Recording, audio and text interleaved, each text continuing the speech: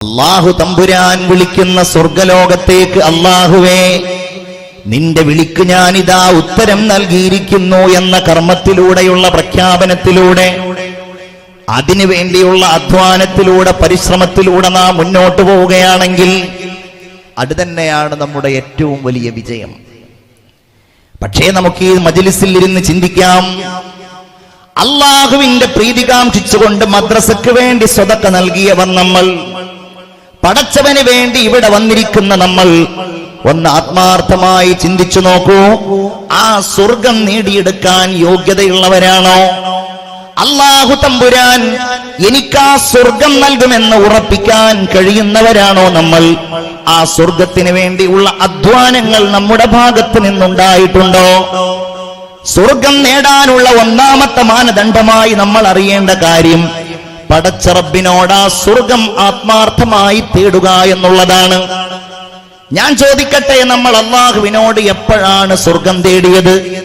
പടച്ചവനെ നിന്റെ സ്വർഗം, സാധാരണ നമ്മൾ അല്ലാഹു തമ്പുരാൻ നമുക്കൊരു പക്ഷേ കഴിവുകേടുകൾ നൽകുമ്പോ, നമുക്ക് ദാരിദ്ര്യം നൽകുമ്പോ, നമ്മൾ മറ്റുള്ളവരോട് പണം കടം ചോദിക്കാറുണ്ടല്ലോ. ആ ചോദിക്കുന്നയാളോട് എത്ര ദയനീയമായിട്ടാണ് നമ്മൾ അപേക്ഷിക്കാറുള്ളത്. നിങ്ങൾ എനിക്കൊരു 10,000 രൂപ കടം തരണം, ഞാൻ വലിയ പ്രയാസത്തിലാണ്, വലിയ കഷ്ടപ്പാടിലാണ്. നമ്മുടെ മുഖവും നമ്മുടെ സംസാരവും നമ്മുടെ ഭാവങ്ങളുമെല്ലാം എത്രമേൽ ദയനീയമായിരിക്കുമെന്ന് നിങ്ങൾക്കറിയാമല്ലോ. എന്നാൽ അങ്ങനെയുള്ള ദയനീയാവസ്ഥയുടെ മാനസികമായ ഏറ്റവും ദുർബലമായ സാഹചര്യത്തിലൂടെ നമ്മൾ അല്ലാഹുവിനോട് പടച്ചവനെ നിന്റെ സ്വർഗം നീ എനിക്ക് നൽകണമെന്ന് ആത്മാർത്ഥമായി നമ്മൾ ചോദിക്കാറുണ്ടോ?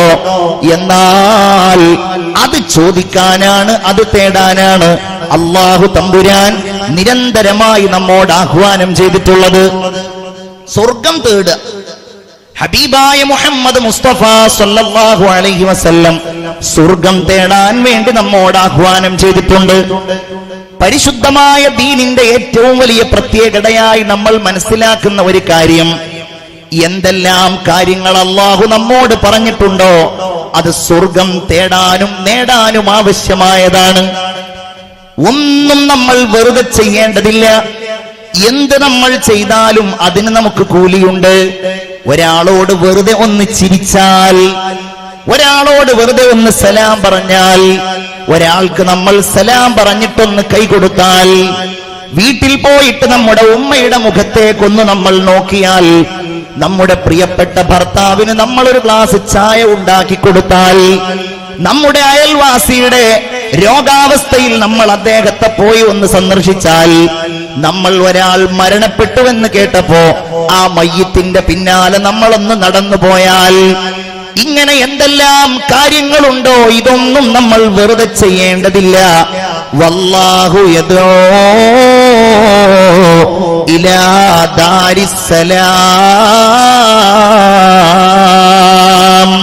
ഇതെല്ലാം അല്ലാഹു നമ്മെ വിളിക്കുന്ന സ്വർഗലോകത്തേക്ക്. അല്ലാഹുവേ നിന്റെ വിളിക്കുത്തരം നൽകി ഞങ്ങളിതാ വരുന്നു എന്ന ആ ഒരു വിളിയാളത്തിന്റെ പ്രതീകമാണ്. അല്ലാഹുവിന്റെ ഹബീബ് സയ്യിദുനാ മുഹമ്മദ് മുസ്തഫ സല്ലല്ലാഹു അലൈഹി വസല്ലമ തങ്ങൾ ഒരിക്കൽ ഒരു അഅറാബിയായ മനുഷ്യനെ തന്റെ വീട്ടിലേക്ക് സൽക്കാരത്തിന് വേണ്ടി ക്ഷണിച്ചു. പ്രവാചകർക്കൊരു സ്വഭാവം ഉണ്ടായിരുന്നു. ഒരു അഅറാബി പ്രവാചകനെ തന്റെ വീട്ടിലേക്ക് സൽക്കാരത്തിന് വേണ്ടി ക്ഷണിച്ചു. മുഹമ്മദുർ റസൂലിനൊരു സ്വഭാവം ഉണ്ടായിരുന്നു. ആരെങ്കിലും റസൂലുള്ളാഹിക്ക് വല്ലതും അങ്ങോട്ട് ചെയ്തു കൊടുത്താൽ പകരമായി അതിനേക്കാൾ ഉത്തമമായതോ അതിന് സമാനമായതോ ആയ ഒരു നന്മ അല്ലാഹുവിന്റെ റസൂല് പകരം ചെയ്തു കൊടുക്കുമായിരുന്നു. നന്ദികേട് അവിടുന്ന് കാണിച്ചിരുന്നില്ല. ഒരാൾ റസൂലുള്ളാഹിക്ക് ഈന്തപ്പഴം കൊടുത്താൽ പകരം അല്ലാഹുവിന്റെ റസൂല് കാരക്ക കൊടുക്കുമായിരുന്നു. പരിശുദ്ധ പ്രവാചകനോട് ഒരാൾ കൈ കൊടുത്താൽ മറ്റേയാള് കൈ വലിക്കുന്നത് വരെ അല്ലാഹുവിന്റെ റസൂല് തന്റെ കൈ വലിക്കുമായിരുന്നില്ല. അല്ലാഹുവിന്റെ ഹബീബ് ഒരാള് എന്താണോ ഒരാള് നബി തിരുമേനിക്ക് നൽകുന്നത് അതിനേക്കാൾ അപ്പുറമായത് നൽകിക്കൊണ്ടയാളെ സന്തോഷിപ്പിക്കുമായിരുന്നു. നമ്മെ പോലെ കിട്ടിയത് പോരാ, നൽകിയത് പോരാ, അവൻ തന്നത് കണ്ടില്ലേ? ഞാൻ നിങ്ങളോട് പറയാണ്, അത് ഒരു കാര്യവുമായും ബന്ധപ്പെട്ട് നമുക്കുണ്ടാകരുത്. നേരത്തെ മുഹമ്മദ് അലി ഖാസിം ഇവിടെ പറഞ്ഞു 5 രൂപ മുതൽ 5 ലക്ഷം രൂപ വരെ ഈ മദ്രസക്ക് തന്നിട്ടുണ്ട് എന്ന്. 5 രൂപ തന്നയാളെ അവൻ കണ്ടോ, അവൻ 5 രൂപയാണ് തന്നിരിക്കുന്നത് എന്ന് പറയാൻ നമുക്ക് അർഹതയില്ല. 500 തന്നയാളെ കണ്ടോ, ഇവൻ 5 ലക്ഷം തരാൻ കഴിവുണ്ടായിട്ട് ഇവൻ മദ്രസ ഉണ്ടാക്കാൻ 500 തന്നത് എന്ന് പറയാൻ നമുക്ക് അർഹതയില്ല. നമ്മളത് സ്വീകരിക്കുന്നു, നമ്മൾ അവരെ പ്രലോഭിപ്പിക്കുന്നു. സ്വതക്ക തരാൻ നമ്മൾ അവരെ പ്രചോദിപ്പിക്കുന്നു എന്നതല്ലാതെ അവരുടെ സ്വതക്കയെ സംബന്ധിച്ച് വിലയിരുത്തുവാനോ നന്ദികേടിന്റെ വർത്തമാനം പറയാനോ, അത് ഉമ്മയാണ് മക്കള് തന്നതിനെ കുറിച്ചാണെങ്കിലും ഉപ്പമാരാണെങ്കിലും ഭർത്താവാണെങ്കിലും ഭാര്യയാണെങ്കിലും തന്നതിനോട് നന്ദിപൂർവം സംസാരിക്കുക എന്നതാണ് പ്രവാചകന്റെ മാതൃക സല്ലല്ലാഹു അലൈഹി വസല്ലം. ഈ അഅറാബിയായ മനുഷ്യൻ അള്ളാഹുവിന്റെ ഹബീബിന് സൽക്കാരം കൊടുത്ത് സന്തോഷിപ്പിച്ചപ്പോൾ പ്രവാചകൻ ചോദിച്ചു, സഹോദരാ, നിങ്ങൾക്ക് ഞാൻ പകരമായി എന്താണ് ചെയ്തു തരേണ്ടത്? ഇയാള് പറഞ്ഞു, യാ റസൂലല്ലാഹ്, എന്റെ വീട്ടിൽ ഞങ്ങൾക്ക് പാല് കുടിക്കാൻ ആവശ്യമായ ആടുകളില്ല നബിയെ. ഞങ്ങൾക്ക് കുറച്ച് ആടുകൾ ഉണ്ടാകാൻ അങ്ങ് അള്ളാഹുവിനോട് ദുആ ചെയ്യണേ. അള്ളാന്റെ റസൂല് പറഞ്ഞു, അതല്ലാത്ത മറ്റു വല്ലതും താങ്കൾ ചോദിക്കുക.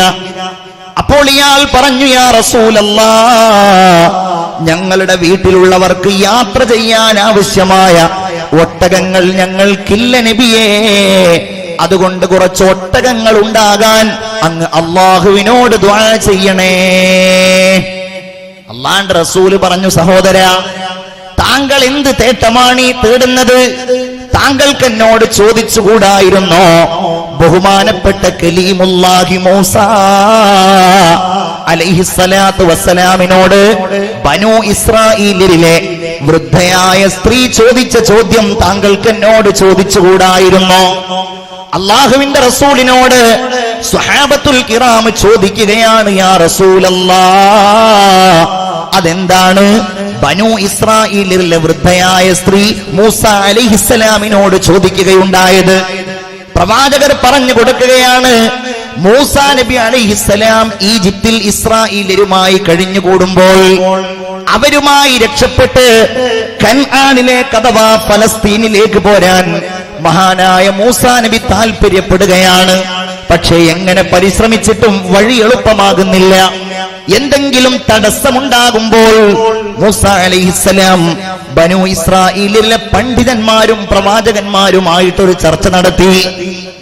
അവരെല്ലാവരും ഇതിനെക്കുറിച്ച് ഒരുപാട് സംസാരിച്ച ശേഷം അവർ പറഞ്ഞത്, മൂസാ നബിയേ, നമുക്ക് രക്ഷപ്പെടാൻ കഴിയാത്തതിന്റെ കാരണം മറ്റൊന്നുമല്ല, നമ്മൾ ഈ ഈജിപ്തിലേക്ക് വരാനുള്ള കാരണക്കാരനായിരുന്നല്ലോ ബഹുമാനപ്പെട്ട സയ്യിദുനാ യൂസുഫ് നബി അലൈഹിസ്സലാം. ആ യൂസുഫ് നബി അലൈഹിസ്സലാം വഫാത്തായത് ഈജിപ്തിലാണ്. ഈജിപ്തിൽ ബഹുമാനപ്പെട്ടവർ വഫാത്താകുന്നതിന്റെ മുമ്പ് തന്റെ കൂടെയുള്ളവരോട് ബഹുമാനപ്പെട്ടവർ ഒരു വസിയത്ത് ചെയ്തിട്ടുണ്ടായിരുന്നു. നിങ്ങൾ എന്നെങ്കിലും ഈ ഈജിപ്തിൽ നിന്ന് നമ്മുടെ ജന്മനാടായ കൻആനിലേക്ക് പോകുമ്പോ, ഫലസ്തീനിലേക്ക് പോകുമ്പോ നിങ്ങൾ എന്നെ കൂടെ കൊണ്ടുപോകണേ. ഞാൻ മരിച്ചിട്ടുണ്ട് എങ്കിൽ നിങ്ങൾ എന്റെ മയ്യത്തുമായിട്ട് പോകണേ. അതിനാർക്കാണ് യൂസുഫ് നബിയുടെ മയ്യത്ത് എവിടെയാണ് എന്നറിയുക? ഒടുവിൽ അവർ പറഞ്ഞു, നമുക്കിടയിൽ ഒരു വൃദ്ധയുണ്ടല്ലോ, ആ വൃദ്ധയോട് കാര്യങ്ങൾ അന്വേഷിക്കാം.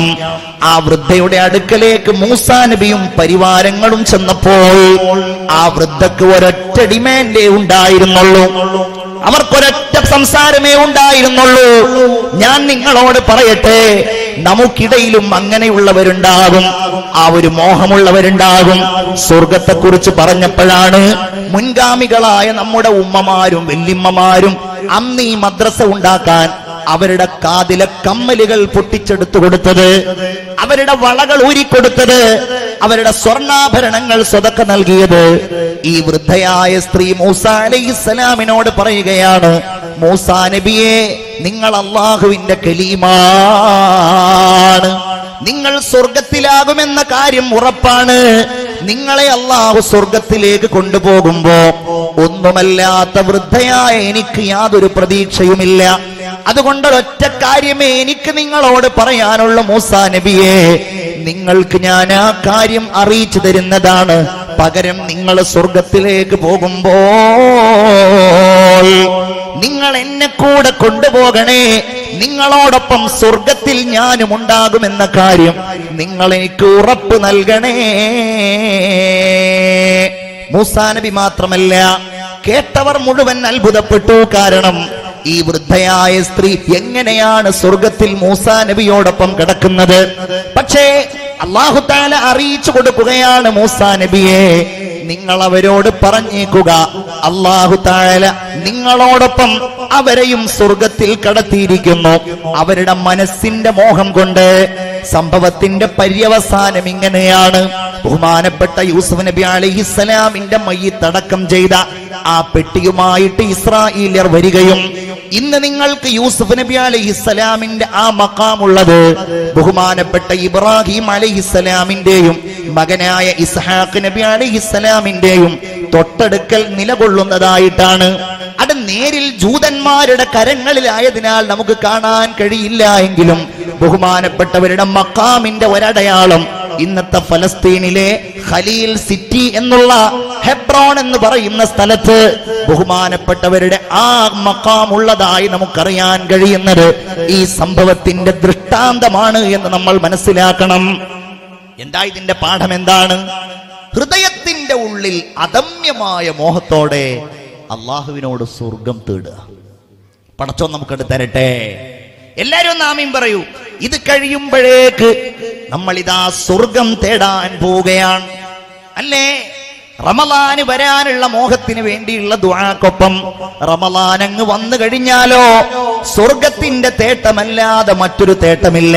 അസ്അലുക്കൽ ജന്നത വ അഊദു ബിക മിനന്നാർ. അല്ലാഹുവേ, നിന്നോട് ഞാൻ സ്വർഗം തേടുന്നു. ചിന്തിക്കണം നമ്മൾ. വളരെ ഗൗരവമേറിയ ഒരു കാര്യമാണ്. ഈമാനിന്റെ സമ്പൂർണതയാണ് പരിപൂർണമായി മുഅ്മിനായി ജീവിക്കുക എന്നതാണ്. അല്ലാഹു തആല സ്വർഗം തരാനുള്ള മാനദണ്ഡം ആ ഈമാനിന്റെ ഭാഗങ്ങളാണ് ഖുർആനിൽ പറയുന്നത്. ഒരു ചെറിയ ഹദീസിന്റെ ഒരു ഭാഗം പ്രവാചകർ പറയാണ് സല്ലല്ലാഹു അലൈഹി വസല്ലം, അൽ മുഅ്മിനുൽ ഖവിയ്യു, നല്ല ആരോഗ്യമുള്ള മുഅ്മിൻ, അൽ മുഅ്മിനുൽ ഖവിയ്യു ഖൈറുൻ വ അഹബ്ബു ലില്ലാഹ് മിനൽ മുഅ്മിനിൽ ലഈഫ്. ഹദീസ് കേൾക്കേണ്ടതാണ് നമ്മൾ. ചെറുപ്പക്കാരെ നമ്മൾ കേൾക്കേണ്ടതാണ്. എന്റെ സഹോദരിമാരെ, ആരോഗ്യമുള്ളവരെ നമ്മൾ കേൾക്കേണ്ടതാണ്.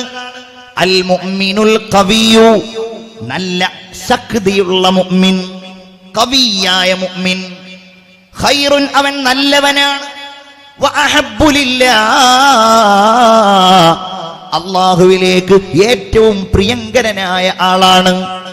ആരെക്കാൾ? മിനൽ മുഅ്മിനിൽ ലഈഫ്, ദുർബലനായ മുഅ്മിനിനേക്കാൾ. എല്ലാവർക്കും നല്ല സന്തോഷായി. എന്തേ? ഇന്ന വിഭാഗത്തിൽ പെടുത്തു ഉറപ്പല്ലേ? കാരണം എന്താ? പറയത്തക്ക അസുഖങ്ങളൊന്നുമില്ല, അത്യാവശ്യം നല്ല ആരോഗ്യമുണ്ട്. ചെറുപ്പക്കാരെ, വേണമെങ്കിൽ ഒരു 50 കിലോ ഒക്കെ ഒന്നിച്ചെടുത്ത് വെക്കും. അത്യാവശ്യം ജിംനേഷ്യത്തിലൊക്കെ പോകാറുണ്ട്, മസിൽ പവറൊക്കെ ഉണ്ട്. അതുകൊണ്ട് ഉറപ്പായിട്ടും അള്ളാഹുവിലേക്ക് ഏറ്റവും ഇഷ്ടപ്പെട്ട ആളാണ് ഞാൻ എന്ന് ധരിക്കാൻ വരട്ടെ. അതിൻ്റെ ഒരു അർത്ഥം അങ്ങനെയുണ്ട്. എന്നാൽ അത് മാത്രമല്ല, അൽ മുഅ്മിനുൽ ഖവിയ്യു, നല്ല ഈമാനിന് ശക്തിയുള്ള മുഅ്മിൻ, ഈമാനിന് ശക്തിയുള്ള മുഅ്മിൻ, ഖൈറുൻ, അവൻ നല്ലവനാണ്, വ അഹബ്ബു ലില്ലാഹ്, അവൻ അല്ലാഹുവിന്റെ അടുക്കൽ ഏറ്റവും ഇഷ്ടപ്പെട്ടയാളുമാണ്. നമുക്കത് ഉറപ്പിക്കാൻ കഴിയുന്നുണ്ടോ ഇന്ന് ഈമാനിന് വലിയ ശക്തി ഉണ്ട് എന്നുള്ളത്? എന്തേ കാര്യം? വാട്സാപ്പിലൂടെ ഏതെങ്കിലും ഒരു ദുർബുദ്ധിയുള്ള പെണ്ണിന്റെ സംസാരം വരുമ്പോഴേക്ക് ഈ പറയുന്നത് ശരിയാണല്ലോ. ഫേസ്ബുക്കിലൂടെ ഏതെങ്കിലും ഒരു വിഡ്ഢി അള്ളാഹുവിന്റെ സ്വർഗത്തെക്കുറിച്ച് അശ്ലീലം പറയുമ്പോഴേക്ക്, ഹൂറുൽ ഐങ്ങളെ പരിഹസിക്കുമ്പോഴേക്ക് ഈ പറയുന്നത് അതിനേക്കാളും ശരിയാണല്ലോ. ഇത്രയല്ലേ ഉള്ളു മുഅ്മിനീങ്ങളെ ഈമാൻ. സ്വർഗത്തെക്കുറിച്ചും നരകത്തെക്കുറിച്ചും ഖബറിനെ കുറിച്ചും മഹ്ശറിനെ കുറിച്ചും എല്ലാം നമ്മുടെ ഹൃദയത്തിൽ സംശയം വരുന്ന ഈ കാലഘട്ടത്തിൽ വാട്സാപ്പും ഫേസ്ബുക്കും ഒക്കെ നമ്മുടെ ഈമാനിനെ ചോർത്തിക്കളയുന്ന ഈ കാലഘട്ടത്തിൽ ഇങ്ങനെ ഒരു ദീനീ പ്രസ്ഥാനത്തിന്റെ മുന്നിൽ നിന്ന് നമ്മുടെ മനസ്സിൽ ഉയരേണ്ട ഒരു ഉറപ്പാണ്, ഞാനൊരു ഖവിയായ മുഅ്മിൻ തന്നെയാണ്. അൽ മുഅ്മിനുൽ ഖവിയു, ഞാൻ നല്ല ആർജവമുള്ള മുഅ്മിനാണ്. ഒരു വാട്സാപ്പുകാരനോ ഏതെങ്കിലും ഒരു ദുർമാർഗിക്കോ ഏതെങ്കിലും ഒരു അരാജകവാദിക്കോ ഏതെങ്കിലും ഒരു യുക്തിവാദിക്കോ ചോർത്തിക്കളയാൻ പറ്റുന്നതല്ല എന്റെ ഈമാൻ. എനിക്ക് ഖുർആനിൽ സംശയിക്കാൻ കഴിയില്ല, എനിക്കെന്റെ വിശ്വാസങ്ങളിൽ ആശങ്കപ്പെടാൻ കഴിയില്ല. ഞാനൊരു ദുർബലനായ മുഅ്മിനല്ല. നമ്മൾ ചിന്തിക്കേണ്ട കാര്യമാണ്. ഇവിടെ ഒരാൾ വരാനുണ്ട്, ആരാണെന്നറിയോ? അൽ മസീഹുദ് ദജ്ജാൽ, അഭിശപ്തനായ ദജ്ജാൽ ഇവിടെ വരാനുണ്ട്.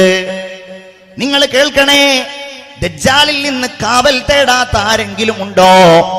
മാമിൻ നബിയിൻ, ഒരു പ്രവാചകനുമില്ല. ബഹുമാനപ്പെട്ട നൂഹ് നബി അലൈഹിസ്സലാമിന് ശേഷം വന്ന ഒരു പ്രവാചകനുമില്ല. ഇല്ലാ വഖദ് അൻദറ ദജ്ജാല ഖൗമ, തന്റെ സമുദായത്തെ ദജ്ജാലിനെ കുറിച്ച് താക്കീത് ചെയ്യാത്ത ഒരു പ്രവാചകനും ലോകത്ത് കടന്നു വന്നിട്ടില്ലെന്ന് മുഹമ്മദുർ റസൂലുള്ളാഹി സ്വല്ലല്ലാഹു അലൈഹി വസല്ലം. നിങ്ങളിപ്പോ മഗ്രിബ് നിസ്കരിച്ചപ്പോൾ അള്ളാഹുവിനോട് ദജ്ജാലിൽ നിന്ന് കാവൽ തേടിയ ആളാണ്. എന്താ ദജ്ജാൽ ആരെയാ സ്വാധീനിക്കുക? ദജ്ജാൽ നമ്മെ പിടികൂടും, നമ്മുടെ മക്കളെ പിടികൂടും, നമ്മുടെ തലമുറകളെ പിടികൂടും. എങ്ങനെയാണെങ്കിൽ അവർക്ക് ഈമാനിന് ദൗർബല്യമുണ്ട് എങ്കിൽ. കാരണം ദജ്ജാൽ അത്ഭുതങ്ങൾ കാണിക്കുമ്പോ, ദജ്ജാൽ ജാലവിദ്യകൾ കാണിക്കുമ്പോ, ദജ്ജാൽ മരിച്ചവരെ ജീവിപ്പിക്കുമ്പോ ഇത് ദജ്ജാലാണ് എന്ന ഖവിയായ മുഅ്മിനിനെ, നല്ല ആർജവമുള്ള മുഅ്മിനിനെ, നല്ല ശക്തിയുള്ള മുഅ്മിനിനെ തിരിച്ചറിയാൻ കഴിയൂ എന്നെന്റെ പ്രിയപ്പെട്ട സഹോദരന്മാരെ നമ്മൾ ഉൾക്കൊള്ളണം. അത് ഓരോന്നിലും ഈമാനിന്റെ കാര്യമാണെങ്കിൽ അത്, ഇനി പ്രതിസന്ധിയുടെ കാര്യം വരികയാണെങ്കിൽ അത് സാന്ദർഭികമായിട്ട് പറയാലോ. കഴിഞ്ഞ വെള്ളിയാഴ്ച നമ്മുടെ പ്രിയപ്പെട്ട സഹോദരന്മാർ 50 ആളുകൾ ഈ ലോകത്തോട് വിട പറഞ്ഞു. അവർ മുഅ്മിനായി പോയതിന്റെ പേരിൽ മാത്രം. നമ്മുടെ പ്രിയപ്പെട്ട സഹോദരന്മാർ 50 ആളുകൾ ക്രൂരമായി കൊല ചെയ്യപ്പെട്ടത് അവർ പരിശുദ്ധമായ ജുമുഅ നിസ്കാരത്തിന് പങ്കെടുത്തത് കൊണ്ട് മാത്രമാണ്. മറ്റൊരു കാരണം നമുക്കതിന് കാണാൻ കഴിയില്ല. ഇവിടെ നമ്മൾ ഉൾക്കൊള്ളേണ്ട കാര്യങ്ങളിൽ ഒന്ന്, ഒരിക്കലും നമ്മൾ പ്രതിക്കൂട്ടിൽ നിർത്തപ്പെടുന്നത് പോലെ, നമ്മെ മറ്റുള്ളവർ ആക്ഷേപിക്കുന്നത് പോലെ, ഏതെങ്കിലും ഉള്ള കാരണത്തിനോ ഇല്ലാത്ത കാരണത്തിനോ പലപ്പോഴും നമ്മുടെ സമുദായം പൊതുവിൽ അപഹസിക്കപ്പെടുന്നത് പോലെ ഒരിക്കലും ഒരു സമുദായ നേതാവോ ഒരു രാഷ്ട്ര നേതാവോ ഇതിന്റെ പേരിൽ ഒരു മതത്തെയും പറഞ്ഞിട്ടില്ല എന്നത് ലോകത്തിന് അല്ലാഹുവിന്റെ പരിശുദ്ധമായ ദീനിന്റെ അനുയായികൾ നൽകുന്ന ഏറ്റവും വലിയ സന്ദേശമാണ്. അല്ലാഹു തആല അവർക്ക് പുറത്തു കൊടുക്കട്ടെ. ചെറിയ പിഞ്ചു മക്കൾ മുതൽ 71 വയസ്സായ വാർദ്ധക്യത്തിലേക്ക് എത്തിയ സഹോദരന്മാർ വരെ അതിൽ കൊല ചെയ്യപ്പെട്ടപ്പോ ഞാൻ അതിൽ ശ്രദ്ധിച്ച ഒരുപാട് കാര്യങ്ങളിൽ ഒന്ന്, അതിൽ തന്റെ ഭാര്യ വിട പറഞ്ഞു പോയ ഒരു സഹോദരൻ വല്ലാത്തൊരു വർത്തമാനം പറയുകയുണ്ടായി. അക്രമി ക്രൂരമായി ഓരോരുത്തരെയും വെടിവെച്ച് കൊല്ലുമ്പോൾ, ആ വെടിവെച്ചകൾക്കിടയിൽ വെച്ച് ഓരോരുത്തരും പിടഞ്ഞു വീണ് മരിക്കുമ്പോൾ, ആ മരിച്ചവരുടെ കൂട്ടത്തിൽ വികലാംഗനായ ഒരു സഹോദരന്റെ ഭാര്യ ഹുസ്ന എന്ന ഒരു സഹോദരി ഉണ്ടായിരുന്നു. ആ സഹോദരി തന്റെ കൂടെയുണ്ടായിരുന്നവരെ മുഴുവൻ രക്ഷപ്പെടുത്തി. തന്റെ വികലാംഗനായ ഭർത്താവ് എവിടെയാണെന്നറിയാൻ പള്ളിയുടെ അകത്തേക്ക് വന്നപ്പോഴാണ് ഹുസ്ന അക്രമിയുടെ ക്രൂരമായ വെടിയുണ്ടകൾക്ക് വിധേയരാകുന്നത്. പക്ഷേ ഈ സഹോദരൻ പറഞ്ഞ ഒരു കാര്യം, എനിക്ക് ആ അക്രമിയോട് വെറുപ്പില്ല, എനിക്കയാളോട് വിദ്വേഷമില്ല, ഞാൻ അയാളെ ആക്ഷേപിക്കുന്നില്ല, ഞാൻ അയാളെ കണ്ടാൽ ഞാൻ ആലിംഗനം ചെയ്യും. അയാളുടെ ഏതെങ്കിലും മാനസികമായ സമ്മർദ്ദങ്ങൾക്കനുസൃതമായിട്ടാകാം അത് ചെയ്തത് എന്ന് പറയാൻ മാത്രം വിശാലമായ ഒരു മനസ്സ് ഒരു മുഅ്മിനായ മനുഷ്യനുണ്ടാകുന്നത് എങ്ങനെയാണ്? അൽ മുഅ്മിനുൽ ഖവിയ്യു, വളരെ ആർജവമുള്ള മുഅ്മിൻ, തന്റെ ഇടമുള്ള മുഅ്മിൻ, ഈമാനിന് ശക്തിയുള്ള മുഅ്മിൻ. മഹാനായ സയ്യിദുനാ ത്വൽഹ റളിയല്ലാഹു അൻഹു പറയുകയാണ്, ജാബിർ ഇബ്നു അബ്ദുല്ലാഹി റളിയല്ലാഹു അൻഹു പറയുന്നത് ഞാൻ കേട്ടു.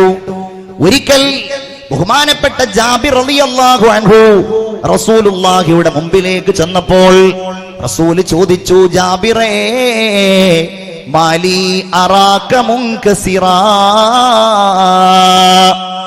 എന്താണ് നീയാകെ തകർന്നിരിക്കുന്നുവല്ലോ, നീയാകെ ദുർബലനായിരിക്കുന്നുവല്ലോ, എന്താണ് സംഭവിച്ചത് ജാബിറേ, എന്താണ് നിനക്ക് പറ്റിയത് ജാബിറേ? മഹാനായ ജാബിർ റളിയല്ലാഹു അൻഹു പറയുകയാണ്, എന്റെ പിതാവായ അബ്ദുല്ലാഹ് റളിയല്ലാഹു അൻഹു ഉഹദിൽ വഫാത്തായി പോയി നബിയേ. വതറക ഇയാലം വദൈനാ, ഒരുപാട് കടങ്ങളും കൂട്ടുകുടുംബങ്ങളും ഇവിടെ അവശേഷിപ്പിച്ചിട്ടുണ്ട്. അതെങ്ങനെയാണ് ഞാൻ കൊണ്ടുപോവുക എന്ന് എനിക്കറിയില്ല. അല്ലാഹുവിന്റെ റസൂല് പറഞ്ഞു, ജാബിറേ നിന്റെ പിതാവായ അബ്ദുള്ളയെ അല്ലാഹു എങ്ങനെയാണ് കണ്ടുമുട്ടിയതെന്നറിയോ? അദൃശ്യ ലോകത്തെ അത്ഭുതങ്ങൾ പറഞ്ഞ പ്രവാചകന്റെ മുമ്പിൽ ജാബിർ റളിയല്ലാഹു അൻഹു അത്ഭുതത്തോടെ നിൽക്കുമ്പോൾ മുഹമ്മദുർ റസൂല് പറയുകയാണ്, ജാബിറേ നിന്റെ പിതാവ് അള്ളാഹുവിന്റെ അടുക്കലേക്ക് രക്തസാക്ഷിത്വവുമായി പോകുമ്പോ അള്ളാഹു തമ്പുരാൻ ഏതൊരാളോടും സംസാരിക്കാറുള്ളത് മിൻ വറാഇൽ ഹിജാബ്, അസ്പൃശ്യമായ ലോകത്ത് വെച്ചിട്ടാണ്, മറയുടെ പിന്നിൽ നിന്നിട്ടാണ്. എന്നാൽ നിന്റെ പിതാവിനോട് അള്ളാഹു നേരിൽ സംസാരിച്ചു. ജാബിറേ നിന്റെ പിതാവിനോട് അള്ളാഹു ചോദിച്ചു, എന്താണ് താങ്കൾക്ക് ആഗ്രഹമുള്ളത്, അത് താങ്കൾക്ക് നൽകാമെന്ന് പറഞ്ഞു. താങ്കളുടെ പിതാവ് പറഞ്ഞത് എന്താണെന്നറിയോ? പടച്ചവനേ എന്നെ ഒന്നുകൂടെ നീ ദുന്യാവിലേക്ക് മടക്കുമോ, ഇതുപോലെ ഒന്നുകൂടെ നീ പോരാട്ടത്തിൽ എന്നെ എത്തിക്കുമോ, എന്നിട്ടൊന്നുകൂടെ ശത്രുവിന്റെ വാളുകൾക്ക് എന്നെ ഇരയാക്കുമോ, എന്നിട്ടൊന്നുകൂടെ നിന്റെ ഈ ചോദ്യത്തിന് അർഹനാവാൻ എന്നെ നിന്റെ അടുക്കലേക്ക് ഒന്നുകൂടെ നീ എത്തിക്കുമോ എന്നാണ് നിന്റെ പിതാവ് ചോദിച്ചത് എന്ന് സയ്യിദുനാ മുഹമ്മദ് മുസ്തഫ സല്ലല്ലാഹു അലൈഹി വസല്ലം അൽ മുഅ്മിനുൽ ഖവിയ്യു, നല്ല ശക്തിയുള്ള മുഅ്മിൻ, അത് ഇവരൊക്കെയാണ്. ന്യൂസിലാൻഡിലെ ഏറ്റവും ദാരുണമായ ഈ പ്രശ്നം നടന്നപ്പോൾ ലോകം മുഴുവൻ ജസീന്ത എന്ന ഭരണാധികാരിയെ ശ്രദ്ധിച്ചു. അവർ ലോകത്തിന് മാതൃകയാണ്. അവർ ഈ സമുദായത്തിന്റെ ഒപ്പം നിന്നു. ലോകത്തുള്ള കോടാനക്കോടി വരുന്ന മുസ്ലിം സമുദായം മുഴുവൻ തങ്ങളുടെ സഹോദരന്മാർ ക്രൂരമായി കൊല്ലപ്പെട്ടതിന്റെ വേദനയിൽ കഴിയുമ്പോ അതിന്റെ കാരണങ്ങൾ പറഞ്ഞ് അത് മുൻപ് ചെയ്തതിന് പ്രതികാരം കിട്ടിയതാണ് എന്ന് പറയുന്നതിന് പകരം നമ്മൾ ഒന്നാണെന്ന് പറഞ്ഞ് മുസ്ലിങ്ങളുടെ വേഷം ധരിച്ച് അവരോട് സലാം പറഞ്ഞ് അവരുടെ കുടുംബത്തിലേക്ക് ചെന്ന് ഒരിക്കലും ഞാൻ ആ ഭീകരവാദിയുടെ പേര് പറയുന്നില്ല എന്ന് പറഞ്ഞുവെന്ന് മാത്രമല്ല, അവർ ലോകത്തിന്റെ മുമ്പിൽ മാതൃകയായത് വെടിയുണ്ടകൾ ചീറിപ്പായുമ്പോൾ ആ വ്യക്തിയുടെ തോക്ക് പിടിച്ച് തിരിച്ച ഒരു മനുഷ്യനെ കുറിച്ച് അവർ പറഞ്ഞു. ആ അക്രമിയെ കൂട്ടിപ്പിടിച്ചുകൊണ്ട് കൊലപാതകത്തിൽ നിന്ന് തടഞ്ഞവരെ കുറിച്ച് അവർ പറഞ്ഞു. ലോകത്ത് പലപ്പോഴും ഇതുപോലെയുള്ള പ്രതിസന്ധികൾ ഉണ്ടാകുമ്പോ പലരെയും പ്രതിക്കൂട്ടിൽ നിർത്താൻ പല ആളുകളും ശ്രമിക്കുമ്പോ എങ്ങനെയായിരിക്കണം ഒരു ഭരണാധികാരി എന്ന് ന്യൂസിലൻഡിന്റെ ഭരണാധികാരി ലോകത്തിന്റെ മുമ്പിൽ കാണിച്ചു കൊടുത്തു. അള്ളാഹു ആ മരണപ്പെട്ടു പോയവരുടെ കുടുംബങ്ങൾക്ക് സമാധാനം പ്രദാനം ചെയ്യട്ടെ. ഞാൻ പറഞ്ഞുകൊണ്ടുവന്നത് ഈമാനിന്റെ ശക്തിയാണ് സ്വർഗത്തിന്റെ മാനദണ്ഡം. പടച്ചോൻ നമുക്കത് നൽകട്ടെ. എല്ലാരും ആമീൻ പറയൂ, അള്ളാഹു നമുക്കത് നൽകട്ടെ. ഉറക്കാമീൻ പറയൂ, അള്ളാഹു നമുക്കത് നൽകട്ടെ. എത്ര മണി വരെയാണാവോ ഈ സമയം, നിന്റെ സമയം എന്നുള്ളതൊന്ന് പറയണം. എത്ര മണി വരെയാണ്? 9:30 10:00. ഇൻഷാ അല്ലാഹ് കുറച്ച് സമയം കൂടെ പറഞ്ഞു നിർത്താം. നമ്മൾ ആലോചിക്കേണ്ട കാര്യം, സ്വർഗം കിട്ടാൻ ആവശ്യമായ സംവിധാനങ്ങളൊക്കെ അല്ലാഹു തആല ഇവിടെ പ്രദാനം ചെയ്തു. നമ്മുടെ മക്കളൊക്കെ SSLC മാത്രമല്ല, +2ന്റെ പരീക്ഷയും മറ്റുള്ള പരീക്ഷയൊക്കെ എഴുതുന്ന സമയമാണ്. ഇൻഷാ അല്ലാഹ് സാധാരണ ഈ സമയത്ത് പ്രസംഗങ്ങളൊക്കെ വളരെ അപൂർവമാണ്. എന്നാലും നമുക്ക് അവസാനം നന്നായിട്ടൊന്ന് ദ്വാരക്കണം. പടച്ചോൻ നമ്മളുടെ മക്കളെയൊക്കെ പരീക്ഷകളിൽ വിജയിപ്പിക്കട്ടെ. ഇനി ഇവിടെ ദ്വാരുന്നത് കൊണ്ട് മാത്രം വിജയിക്കുമെന്ന് മക്കളാരും മനസ്സിലാക്കരുത് കേട്ടോ. അത് വേറെ കാര്യം. ഉസ്താദ്മാരുടെ അടുക്കലേക്കൊക്കെ എന്തൊക്കെയാ മന്ത്രിക്കാൻ കൊണ്ടുവരാന്ന് അറിയില്ല. വെള്ളം, അതുപോലെ പേന, അതൊക്കെ എപ്പോഴും ഉണ്ടോ? എല്ലാം മന്ത്രിക്കും. ഒക്കെ നന്നായിട്ട് ഉത്തരം കിട്ടണമെന്നുണ്ടെങ്കിൽ നന്നായിട്ട് പഠിക്കണം. അള്ളാഹു നമ്മുടെ മക്കളെയൊക്കെ പരീക്ഷകളിൽ വിജയിപ്പിക്കട്ടെ. ആമീൻ യാ റബ്ബൽ ആലമീൻ. ഞാൻ പറയുന്നത്, സ്വർഗം അതിന്റെ മനോഹരമായ ചില രൂപങ്ങൾ അല്ലാഹു തആല ഈ ലോകത്ത് തന്നെ നൽകി. നമ്മൾ അതിലൂടെ സ്വർഗത്ത് കണ്ടു പോകണം. അതിലൊന്ന് ഏതാണെന്നറിയോ? മജ്ലിസുൽ ഇൽമി റൗളത്തും മിൻ റിയാദിൽ ജന്ന. ഈ ഹദീസ് ഒരു പക്ഷേ ഇവിടെ തന്നെ